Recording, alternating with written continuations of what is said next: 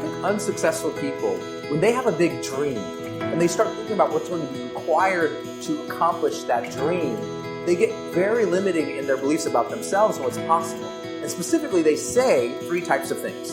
The first thing they often say is, well, I don't know how to do that. So they stop. They say, I don't have those things. So they stop. Or they say, I don't know, I'm not like those people. I'm not like that. And so they stop. But successful people say, well, I want to do that, but I don't know how to do that. But instead of stopping, they say, well then, my job is to go learn that. They take their current limitation and they put it on their agenda as a job to do, as a thing to figure out, a thing to make happen. Instead of saying, well, I don't have that, they say, well, then my job is to go build that. Or I'm not like that. Then they say, well, then my job is to go become more of that. Become that person who could accomplish those things. When I started doing online marketing, I was literally bankrupt.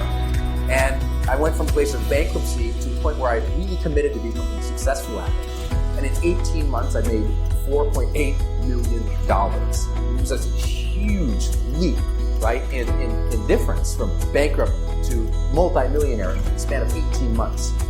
But what made that breakthrough wasn't that I had new opportunities. It wasn't that I had new technologies. It was like, wow, there's the internet now. Those things were already there. I went from this level of thinking to this level of thinking.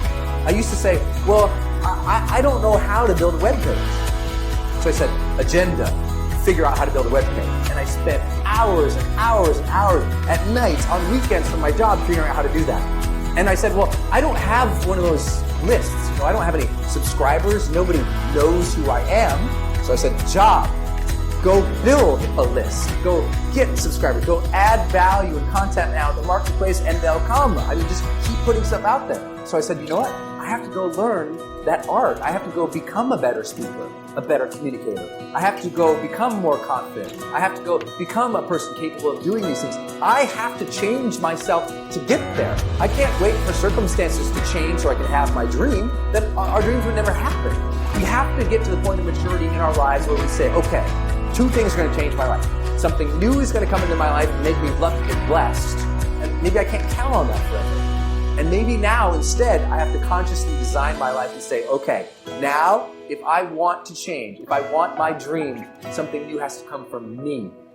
I'm going to become a better person. I'm going to become a person who is more optimistic, who is more confident, who is more driven. Not because I'm that now, but because we can grow. So next time you're thinking about a big dream, don't think about the things that, well, I don't know how to do that, and stop. Think, I don't know how. So set it up on your calendar to go learn those things. I don't have that, and set it up step by step to go build that. I'm not like that. Set it up step by step to go develop those skill sets and those competencies so you can become that, and ultimately you can achieve that dream. It's there. It's waiting for you.